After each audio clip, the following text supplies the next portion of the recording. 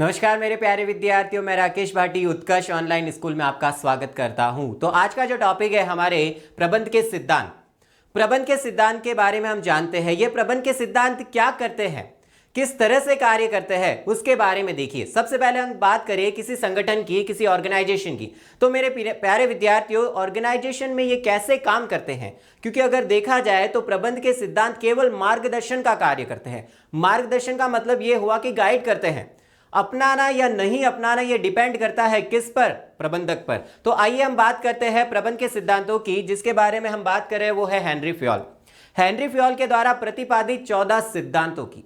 उन 14 सिद्धांतों को हम अलग अलग भाग में पढ़ेंगे, तो आसानी से पढ़ेंगे, समझेंगे कैसे उसको लागू किया जाता है, तो इसके बारे में हम बात करेंगे। तो ये आइए, ये है हेनरी फ्योल जिन्होंने दिए हैं प्रबंध के 14 सिद्धांत, और किस तरह से दिए हैं, किस तरह से लागू किया जाता है संगठन में। तो बात करते हैं हम इनके बारे में। देखिए, ये है हेनरी फ्योल जिन्होंने शुरुआत की है प्रबंध के सिद्धांतों की। तो 14 जो सिद्धांत दिए हैं, ये कैसे दिए, इन्होंने क्या किया है, इन्होंने परीक्षण किया है, बार बार परीक्षण करके इन सिद्धांतों को क्या किया है, तैयार किया है। तो ये डिपेंड करता है किसी भी प्रबंधक पर कि इसको कैसे लागू किया जाता है। पेशे से ये खनन इंजीनियर थे और साथ में इन्होंने प्रबंध सिद्धांतकार का भी कार्य किया। तो हमें ध्यान रखना है, पेशे से इनका पेशा क्या, खनन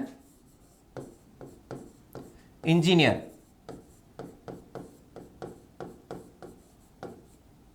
खनन इंजीनियर, और साथ में क्या ध्यान रखना है, प्रबंध सिद्धांतकार। प्रबंध सिद्धांतकार।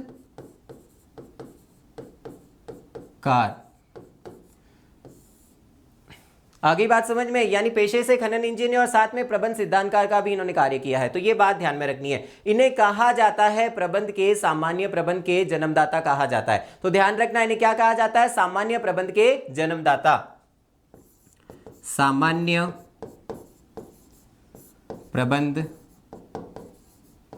के जन्मदाता, क्योंकि ये सिद्धांत हमें सब जगह देखने को मिलते हैं। हमें ध्यान रखना है, इनके द्वारा प्रतिपादित जो 14 सिद्धांत है इवन संगठन में भी देखने को मिलते हैं और हम अपने घर में भी इनको देखते हैं। तो देखिए, आइए बात करते हैं इनके द्वारा लिखित पुस्तक की। इन्होंने लिखी है पुस्तक जनरल एंड इंडस्ट्रियल मैनेजमेंट। इनमें 14 सिद्धांतों का प्रतिपादन किया गया है। ये 14 सिद्धांत किस में लिखे गए, इस बुक में लिखे गए। ये बुक कब प्रकाशित हुई थी, ध्यान रखना है, 1949 में इनका प्रकाशन हुआ है। और किस में लिखी गई है, अंग्रेजी में। किस में लिखी गई है, अंग्रेजी में। General and industrial management, Henry Fayol द्वारा लिखित पुस्तक, जिसे अंग्रेजी में लिखा गया है। कब लिखा गया, 1949 में लिखा गया है। अब बात करते हैं, देखिए इनके 14 सिद्धांतों के बारे में। इनके द्वारा दिए गए 14 सिद्धांत, हेनरी फ्योल ने दिए हैं कितने सिद्धांत मेरे प्यारे लाडलो, 14 सिद्धांत। इनको हम अलग अलग भाग में पढ़ेंगे, ठीक है। पहला सिद्धांत है डिवीजन ऑफ वर्क, जिसे हम कहते हैं कार्य का विभाजन। जैसा नाम वैसा काम। ऑथोरिटी एंड रेस्पॉन्सिबिलिटी, अधिकार एवं उत्तरदायित्व। डिसिप्लिन, अनुशासन। यूनिटी ऑफ कमांड, आदेश की एकता। यूनिटी ऑफ डायरेक्शन, निर्देश की एकता। Subordinates of individual interest to general interest, सामूहिक हितों के लिए व्यक्तिगत हितों का समर्पण। रेमुनरेशन ऑफ पर्सनल, यानी पारिश्रमिक, कर्मचारियों को दिया जाने वाला पारिश्रमिक। सेंट्रलाइजेशन, केंद्रीकरण। स्केलर चेन, सोपान श्रृंखला। ऑर्डर, व्यवस्था। इक्विटी, समानता। स्टेबिलिटी ऑफ टेन्योर, कर्मचारियों की स्थायित्वता। इनिशिएटिव, पहल क्षमता। स्प्रिट, डिक्रॉप्स। तो इसका मतलब क्या है, सहयोग की भावना। ये 14 सिद्धांत किसके द्वारा प्रतिपादित है, हेनरी फ्योल द्वारा प्रतिपादित है। इनको हम भाग में पढ़ेंगे अलग अलग अपने तरीके से। किस तरह से, देखिए बात करते हैं सबसे पहले सिद्धांत की, कार्य विभाजन का सिद्धांत। मेरे प्यारे लाडलो, देखिए यहां पर हमारे सामने इंडिया के दिग्गज खिलाड़ी है और पहला सिद्धांत देखिए हमने शुरू किया है जो है कार्य विभाजन का सिद्धांत। अब आपको देखिए यहां पर दिग्गज खिलाड़ी में रोहित शर्मा, महेंद्र सिंह धोनी और बुमराह, सब जानते हैं इनका वर्क क्या है, काम क्या है, और जिस तरह से इनका काम है वैसा ये कार्य करते हैं।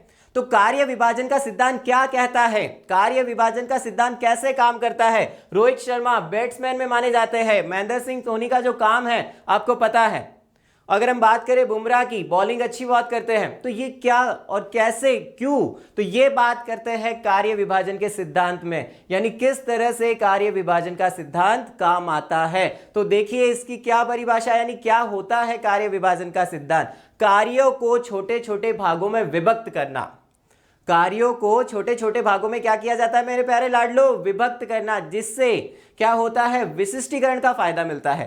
कैसे, अब देखिए रोहित शर्मा की अगर हम बात करें, ये अपने आप में किस समृद्ध योग्यता है, इनमें क्या योग्यता है, ये बैट्समैन है, यानी इनका योग्यता किस आधार पर है, बैट्समैन के आधार पर। महेंद्र सिंह धोनी भी बहुत अच्छा खेलते हैं, विकेट कीपिंग की अच्छी करते हैं, तो इसका मतलब क्या हो गया, उनमें ये योग्यता है। बुमराह की बात करें तो इनमें क्या योग्यता है, बॉलिंग बहुत अच्छी करते हैं। तो प्रत्येक खिलाड़ी अपनी योग्यता और अनुभव के आधार पर क्या कर रहा है, कार्य कर रहा है। तो यही है कार्य विभाजन का सिद्धांत। तो कार्य विभाजन का सिद्धांत क्या कहता है मेरे प्यारे लाडलो, कार्यों को छोटे छोटे भागों में बांटना प्रत्येक व्यक्ति की योग्यता एवं अनुभव के आधार पर। और इस सिद्धांत का दूसरा नाम क्या है, विशिष्टीकरण का सिद्धांत। क्यों, क्योंकि प्रत्येक यहां पर जो कार्य दिया जा रहा है विशिष्टता के आधार पर दिया जा रहा है, और इसका फायदा हमें मिलता है, क्योंकि जब किसी कार्यों को बार बार करते हैं तो उसमें क्या हो जाती है, विशिष्टता प्राप्त हो जाती है। जैसे अगर हम बात करें किसकी, रोहित शर्मा की, तो रोहित शर्मा क्या करते हैं, बैट्समैन अच्छे क्यों है, क्योंकि वो बार बार क्या करते हैं, बैटिंग के आधार पर अपनी बैटिंग को बार बार सुधारते रहते हैं।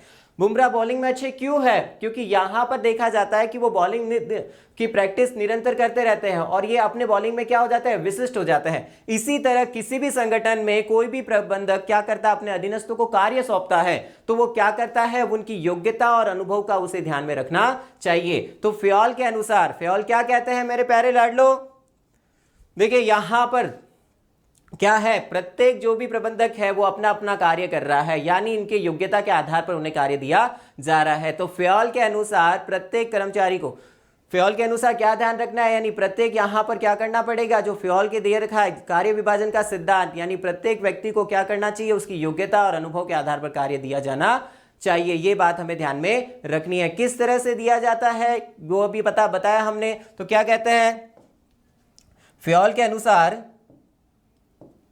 कार्य विभाजन का सिद्धांत, कार्य विभाजन का सिद्धांत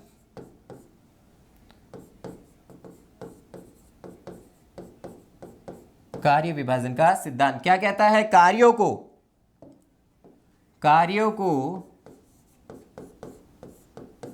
छोटे छोटे भागों में, छोटे छोटे भागों में विभक्त करना,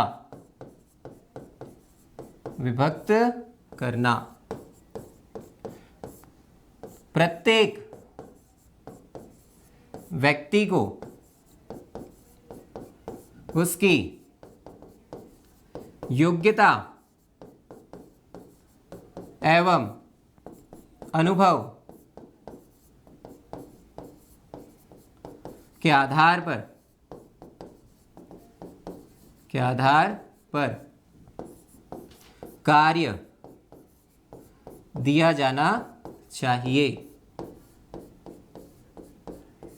दिया जाना चाहिए।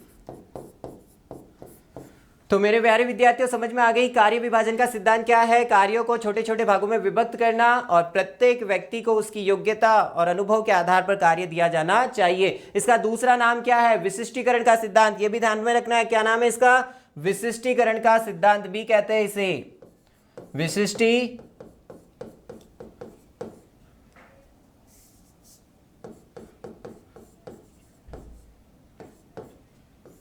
विशिष्टीकरण का सिद्धांत। ध्यान रखना है, इसे विशिष्टीकरण का सिद्धांत भी कहा जाता है। और कार्य विभाजन का सिद्धांत का मतलब कार्यों को छोटे छोटे भागों में बांटना, यह बात ध्यान में रखनी है। आइए बात करते हैं अधिकार एवं उत्तरदायित्व का सिद्धांत। ये क्या है, ये कैसे काम करता है, तो ध्यान रखिए, अधिकार और उत्तरदायित्व का पहले अर्थ पता होना चाहिए। अधिकार का अर्थ क्या है, अधिकार का अर्थ होता है निर्णय लेने की शक्ति।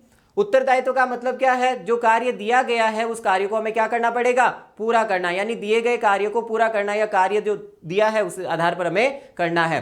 तो यह ध्यान रखना, अधिकार और उत्तरदायित्व जो होते हैं वो किस आधार पर दिए जाते हैं और कैसे सौंपे जाते हैं। जब किसी व्यक्ति को उत्तरदायित्व दिया जा रहा है तो हमें ध्यान रखना है उसी अनुसार अधिकार भी दिए जाने चाहिए। आइए समझते हैं एक उदाहरण के आधार पर। मान लीजिए आपके घर में ताऊ जी की लड़की की शादी है, ठीक है। अब ताऊ जी की लड़की की शादी है और ताऊ जी ने आपको कहा कि बेटा एक काम करना है, क्या कि आपको सबसे बड़ी जिम्मेदारी मैं दे रहा हूं, सबसे बड़ा मैं उत्तरदायित्व दे रहा हूं, क्या करना है बताइए ताऊ जी। ठीक है, ताऊ जी ने कहा जहां खाना बनता है, जहां खाना तैयार होता है, कंदोई जहां बैठते हैं वहां तुझे बैठना और ध्यान रखना उनका। ठीक है ताऊ जी, ये तो बढ़िया है, सबसे अच्छा है, आसान काम है। अब आसान लगता है लेकिन आसान नहीं होता है। आपको ताऊ जी ने उत्तरदायित्व दिया कि आपको करना क्या है, वहां पर जाकर बैठना और उनका ध्यान रखना है। आप बैठ गए। अब बैठते ही क्या, वहां तो मिठाइयों की खुशबू शुरू हो गई, कहीं से गुलाब जामुन की खुशबू आ रही है, कहीं रसमलाई की खुशबू आ रही है, काजू कतली तैयार हो रही है। अभी मुंह में पानी नहीं लाना है, ध्यान रखना, क्योंकि शुरुआत हुई अभी, तो पानी और खूब आएगा बाद में। तो इसका मतलब क्या करना है आपको, यहां पर ताऊ जी ने आपको क्या सौंपा है, आपको एक उत्तरदायित्व सौंपा है। ठीक है, तो उत्तरदायित्व की तो बात हो गई। अब अधिकार पर आते हैं। चलिए अब देखिए, वहां पर जो ही कंदोई की आवश्यकता पड़ी किसी वस्तु की, और कंदोई ने आपको कहा कि भाई मुझे एक घी का टीन चाहिए और 2-3 गैस की टंकी। अब क्या हुआ, आप सोच में पड़ गए। आपके पास रेस्पॉन्सिबिलिटी है लेकिन आपके पास अधिकार नहीं है। आप सोच रहे हो अब क्या करें, तो इसका मतलब क्या है मेरे प्यारे विद्यार्थियों, यहां पर उत्तरदायित्व तो सौंपा आपके ताऊजी ने, लेकिन उसके अनुसार आपको अधिकार नहीं दिया, निर्णय लेने की शक्ति नहीं दी। अब आप चिंतित हो गए। तो इसका मतलब क्या है, जिस आधार पर उत्तरदायित्व दिया जाता है उसी के अनुसार अधिकार भी दिया जाना चाहिए। तो ध्यान रखना है, अधिकार और उत्तरदायित्व में समानता होनी चाहिए। यहां पर देखिए, मैनेजर, सबॉर्डिनेटर्स यानी एक प्रबंधक अपने अधीनस्थों को जब रेस्पॉन्सिबिलिटी देता है, उत्तरदायित्व देता है, तो साथ में अथॉरिटी क्या करता है, अधिकार भी देता है, उतने ही अधिकार जितने उत्तरदायित्व दिए गए हैं। जब जाके जो अधीनस्थ होता है वो अपने मैनेजर के प्रति, अपने प्रबंधक के प्रति जवाबदेही रहता है, अकाउंटेबिलिटी बनती है। ये बात हमें ध्यान में रखनी है। तो ध्यान रखना, अधिकार और उत्तरदायित्व कैसे होने चाहिए, समान होने चाहिए, आवश्यकता से अधिक भी नहीं होने चाहिए, आवश्यकता से अधिक भी नहीं होने चाहिए। उसी उदाहरण को वापस दोहराता हूं, आपके पास अधिकार नहीं था सामान लाने का। जब आपको कंदोई ने कहा, आप ताऊ जी के पास गए और ताऊ जी ने कहा ये ले 50,000 रुपए। अब आपके दिमाग में, यानी यहां पर जो इतना काम था, जितना उत्तरदायित्व दिया था, उसके आधार पर आपको अधिकार उससे ज्यादा दे दिया। पैसे क्या मिल गए, ज्यादा मिल गया, अब मजा आ गया। तो इसका मतलब आवश्यकता से अधिक अधिकार भी नहीं होने चाहिए। अधिकार ज्यादा होंगे तो उनका दुरुपयोग होगा, और उत्तरदायित्व ज्यादा होंगे तो कार्य समय पर पूरा नहीं होगा। तो यह बात हमें ध्यान में रखनी है। तो क्या होगा, अधिकार का मतलब क्या होता है मेरे लाडलो, अधिकार निर्णय लेने की शक्ति, निर्णय लेने की शक्ति।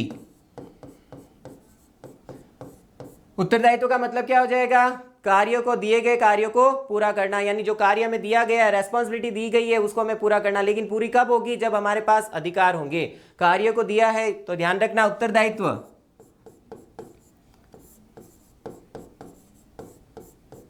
रेस्पॉन्सिबिलिटी,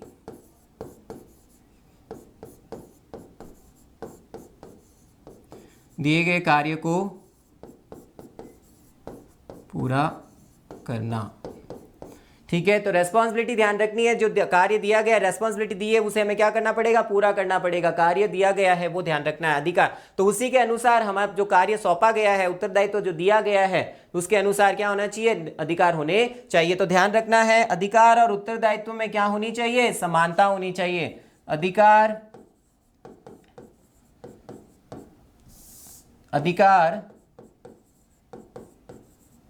एवं उत्तरदायित्व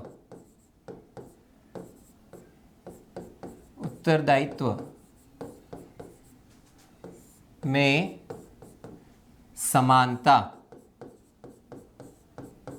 समानता होनी चाहिए। ठीक है, ये ध्यान रखना है। आवश्यकता से अधिक अधिकार नहीं होने चाहिए और आवश्यकता से अधिक उत्तरदायित्व नहीं होने चाहिए। तो ध्यान रखना है, अधिकार है उत्तरदायित्व में समानता होनी चाहिए, ये बात हमें ध्यान में रखनी है। आइए हम बात करते हैं अगले सिद्धांत की। अनुशासन का सिद्धांत, डिसिप्लिन। अनुशासन क्या करता है, कैसे संगठन में लागू किया जाता है, यह बात हमें ध्यान में रखनी है। तो अनुशासन का सिद्धांत क्या है? किसी भी संगठन में कार्य करने के लिए, ठीक है, कुछ समझौते होते हैं, रोजगार समझौते होते हैं, कुछ नियम होते हैं, उसके आधार पर हमें क्या करना पड़ता है, कार्य करना पड़ता है। तो वो क्या है, एक तरह से डिसिप्लिन है। तो यहां पर हमें ध्यान रखना, अनुशासन का सिद्धांत हमें क्या सिखाता है? अनुशासन का सिद्धांत हमें यह सिखाता है कि दिए गए कार्यों को किस तरह से पूरा किया जाए, कैसे किया जाए, यानी नियम के आधार पर। रोजगार समझौते आपने देखा भी होगा काफी बार, हमारा जो अनुशासन है वो पता चलता है कब, एग्जाम के समय। हम बहुत डिसिप्लिन है किस समय, एग्जाम के समय। कैसे, समझिए। जब एग्जाम का टाइम होता है तो हम क्या करते हैं, ठीक है, 4 बजे की घंटी लगाते हैं और उठते कितने बजे है, 10 बजे। ये हमारा अनुशासन, ये अनुशासन है। लेकिन इस अनुशासन को क्या कह सकते हैं हम? अनुशासन का मतलब यहां समझना है मेरे प्यारे विद्यार्थियों, 4 बजे की घंटी लगाकर 10 बजे उठना ये अनुशासन नहीं है। यहां पर मैं बात कर रहा हूं किस बारे में, अनुशासन के बारे में। अगर आप 4 बजे की घंटी लगाते हो, इसका मतलब हमें 4 बजे उठना है।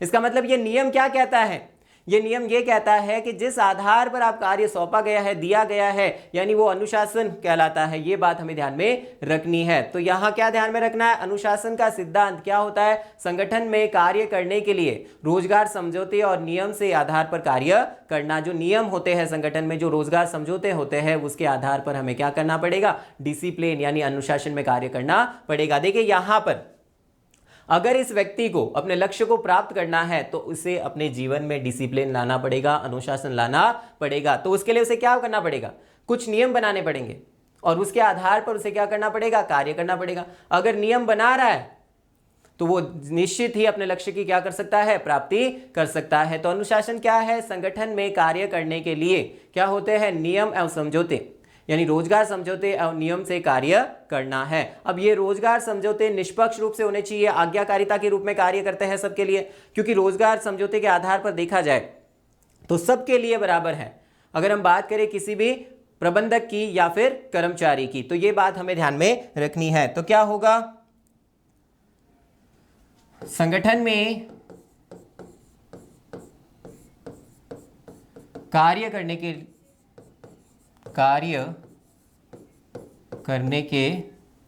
लिए, संगठन में कार्य करने के लिए रोजगार समझौते एवं नियम से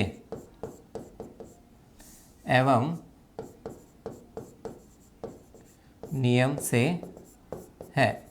यानी किसी भी संगठन में अनुशासन का मतलब क्या है, वहां पर बनाए गए नियम, वहां पर जो रोजगार समझौते बनाए गए जाते हैं वो चीज अनुशासन में है, वो चीज अनुशासन में है। यदि कोई प्रबंधक और श्रमिक संघ के बीच में एक समझौता होता है कि यदि मान लीजिए किसी संगठन ऑर्गेनाइजेशन में हानि में है और श्रमिक संघ कहता है कि आपकी हानि की पूर्ति के लिए हम ओवरटाइम कर सकते हैं, तो प्रबंधक का भी ये दायित्व बनता है कि उनके जो ओवरटाइम किया गया उन्हें अतिरिक्त मजदूरी दी जाए, या भविष्य में जब भी लाभ हो उसके आधार पर उन्हें क्या दिया जाए, उनमें हिस्सा दिया जाए। तो इसका मतलब क्या है, ये एक तरह से देखा जाता है कि संगठन में कार्य करने के लिए रोजगार समझौते और नियम से है। तो इसका मतलब यह है कि जो बनाया गया है आपके लिए अनुशासन का सिद्धांत जो है, तो फ्योल क्या कहते हैं कि संगठन में जो नियम बनाए जाते हैं, जो रोजगार समझौते बनाए जाते हैं, उस आधार पर कर्मचारियों को कार्य करना चाहिए, प्रत्येक व्यक्ति को, चाहे प्रबंधक हो चाहे कर्मचारी को। ठीक है, आई बात समझ में, ये कहता है अनुशासन का सिद्धांत। आइए हम बात करते हैं आदेश की एकता का सिद्धांत। प्यारे विद्यार्थियों, कौन है ये? फिल्म देखी होगी, ये कौन सी फिल्म है बताइए? ये फिल्म है रॉबर्ट। अब ये रॉबर्ट जो है ये क्या करता है, अपने अधीनस्थ का मतलब आपने देखा होगा उस फिल्म में बहुत सारे रोबोट एकत्रित हो जाते हैं, ठीक है ना। तो यहां पर आदेश की एकता का मतलब क्या है, जितने भी रॉबर्ट इनके पीछे खड़े हैं, ठीक है, और ये क्या है, यहां पर एक प्रबंधक है। अब ये एक प्रबंधक है, इसका मतलब इनके जो अधीनस्थ है।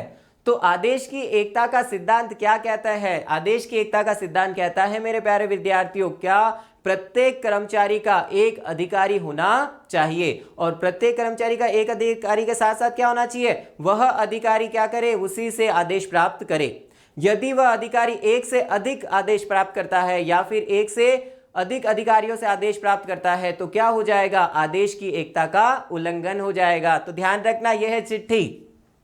ये कौन है, चिट्ठी। तो मैंने भी आपको एक चिट्ठी भेज दी है, ध्यान रखना, किसकी, प्रबंध के सिद्धांतों की। तो ध्यान रखना हमें इसके बारे में। तो आदेश की एकता का सिद्धांत क्या कहता है, यहां पर देखिए क्या कहता है आदेश की एकता का सिद्धांत, प्रत्येक कर्मचारी का क्या होना चाहिए, एक अधिकारी होना चाहिए, और वह कर्मचारी उसके प्रति क्या रहना चाहिए, उत्तरदायी रहना चाहिए। ये ध्यान रखना है।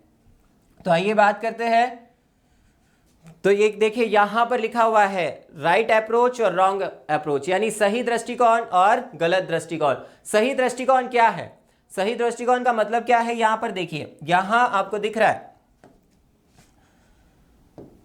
यह है सही दृष्टिकोण।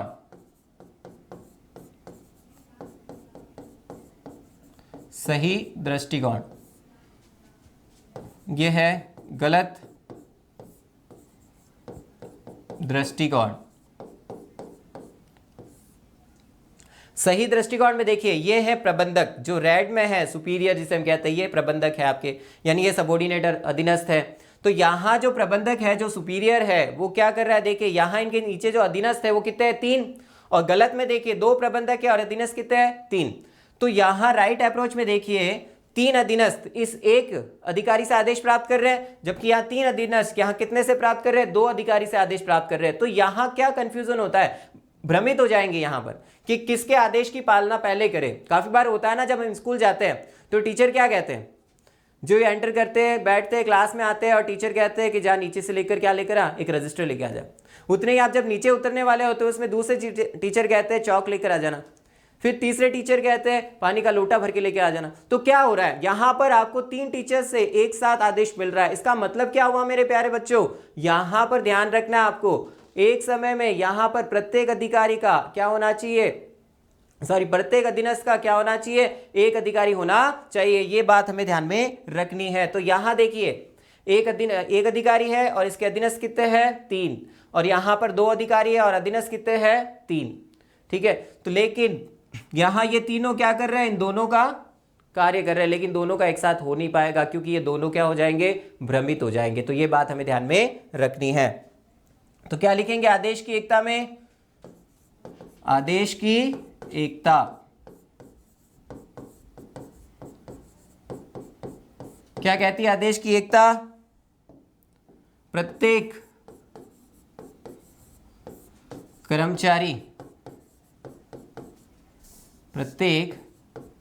कर्मचारी का एक अधिकारी होना चाहिए। यदि कर्मचारी एक से अधिक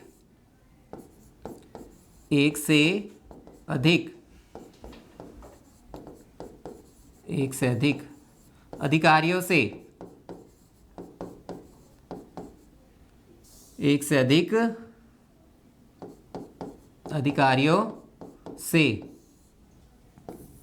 आदेश प्राप्त करता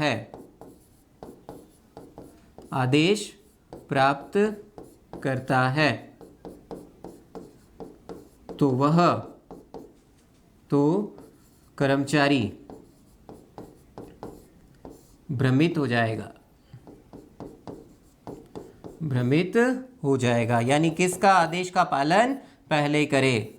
ये बात हमें ध्यान में रखनी है। तो इसका मतलब क्या हो गया, आदेश की एकता, प्रत्येक कर्मचारी का एक अधिकारी होना चाहिए। यदि कर्मचारी एक से अधिक अधिकारियों से आदेश प्राप्त करता है तो क्या हो जाएगा, कर्मचारी भ्रमित हो जाएगा। जैसे यहाँ पर सही दृष्टिकोण ये है, यानी तीनों अधीनस्थ एक से प्राप्त कर रहे हैं आदेश, और गलत दृष्टिकोण देखिए यहाँ पर 3 अधीनस्थ है लेकिन आदेश कितने से प्राप्त कर रहे हैं, 2 से प्राप्त कर रहे हैं। तो ध्यान रखना है मेरे प्यारे विद्यार्थियों, समझ में आ गई। तो याद रखेंगे आदेश की एकता में किसको, चिट्ठी को, क्योंकि चिट्ठी क्या कर रहा है, अपने अधीनस्थों को अकेला ही क्या कर रहा है, आदेश दे रहा है। तो यही चीज हमें समझनी है।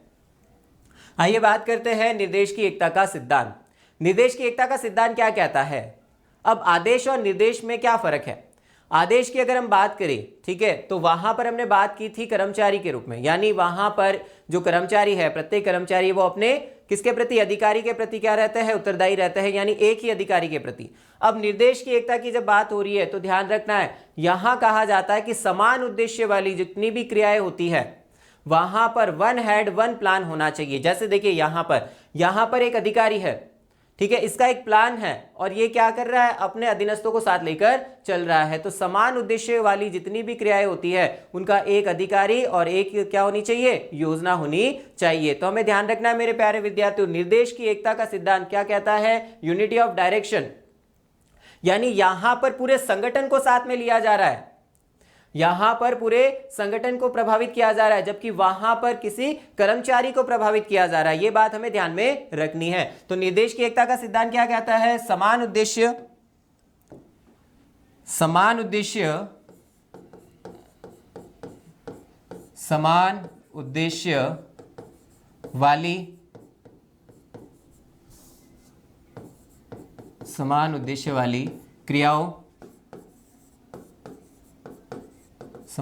वाली क्रियाओं के लिए एक अधिकारी, एक